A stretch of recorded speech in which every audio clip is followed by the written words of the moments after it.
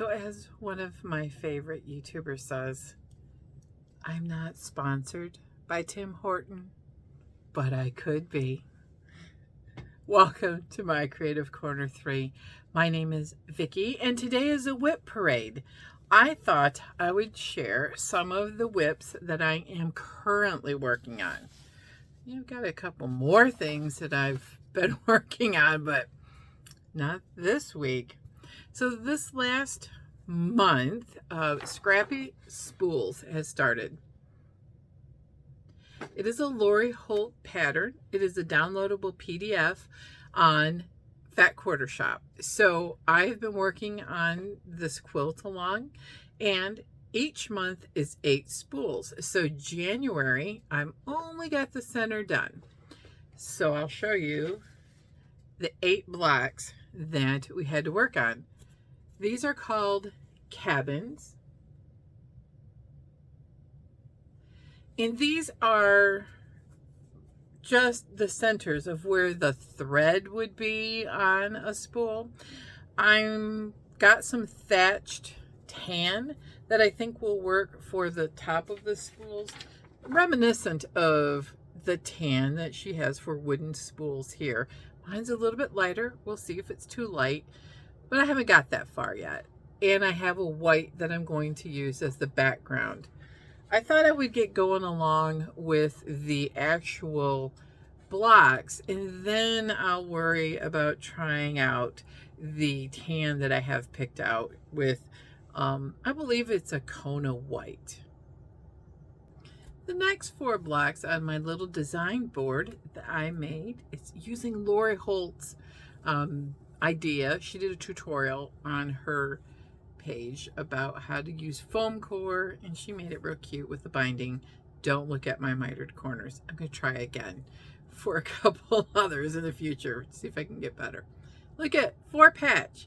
Super cool to have an easy block. You know, get started. You got to do 8 a month so you can crank these babies out in a real short period of time.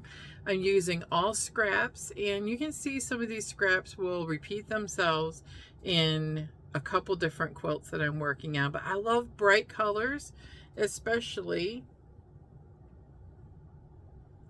in the dark days of winter. So we had 4 patches for our So Scrappy spools. So let me show you the Socialites blocks that I've been working on. So these are the first 4 Socialites 2 blocks. Now I signed up for this because I have long COVID, and I was really struggling with remembering how to follow a pattern, how to sew, and Kimberly Jolly said each week is a different designer. So I thought, great, different patterns. So I will have different designers with different pattern writing skills as well as skills. And she did and does a tutorial every week as the new block comes out. Now, I'm not going to give you all the names of the blocks or the designers, but I'm going to tell you, I started with this one. You can see it's not perfect. I'm just pointing that out because this was a struggle to start here and to go through all of these small pieces. These are, oh, look at all those points. These are 6.5 inch blocks. Here's the first 4, and we are up to 13. And 13 was a very challenging block, but I want to show you how proud I am of it because I've really come a long ways in remembering how to sew, and I feel like I've learned a whole lot. It's like starting all over again. I've learned a lot about starch. So I starched all of these blocks, and I've used my clapper. Let me grab it. This is a wooden tailor's clapper. This is a very beautiful maple clapper made. Etsy shop is called Hard Rock Woodworks. I love that it has the groove. It's just a beautiful, beautiful wood. Very nice and heavy so that you can do these tiny pieces, press them. I use a wool mat and put the clapper on top, and the wood and the wool holds the heat so you don't have to hold an iron on them so long. Starching them a little bit also helps. So here are the first 4. Let me show you the next 4. Here are the next 4. I love this butterfly block, and it's by Pat Sloan. That one I do remember. And as I'm going through each block, I'm trying to work on color study, trying to figure out the color wheel again. You can tell this was an exercise in cutting blocks in a different way. I love the secondary pink pattern that makes that square in the middle. This is your traditional block. I believe it's like anvil or something. And here, this was great because it's a 9 patch, but look at that tiny square in a square. It's not perfect, but I practiced fussy cutting. Same with this center. And you can see my square in a square got better because I followed the directions closer. This one is a oops and I left it. They don't even come together like this. But I thought, you know what? I'm going to keep it that way because I'm learning, and I didn't catch it till it was done. And it's improvements already in the second 4. Let me show you the last 4 and then block 13. So the next group of blocks I really liked because I practiced the fussy cutting with this square in a square look with cornerstones. That was a challenge. This is a flying geese unit, which I'm starting to get better at now. And then I'm progressing with half square triangles. Okay, a couple of my points got lost, but look at these stars. Don't they look great? I'm pretty excited because I feel like you can see the improvement as I went along. Now, there is a problem. Look. This block is a little bit bigger than everybody else. So I might have to do some trimming or creative sashing when I do this. I believe these blocks will all be the center of larger stars, was the proposed finish setting by Fat Quarter Shop. But I've been playing with that too, but we'll get to that later. And the last block that I did was, you know what? Let me clear the design board. Look at this block. It's really got a lot of movement. It had a lot of skills. This is called Innovate by Doug Lico. It is really a challenge for a 6.5-inch block. Now, some people are making 3.5-inch blocks. Super difficult. So you can tell there is a pinwheel in the center. Pinwheels are my nemesis. They're very hard to do. And I learned that if you use thin pins, and I bought some thin pins. These are very thin pins with silicone on the top. So you could iron them. I also know, after looking at this, the top row is a little squee-jawed. And I may take it off and try to fix this, but I'm not sure it's going to line up. But we'll try.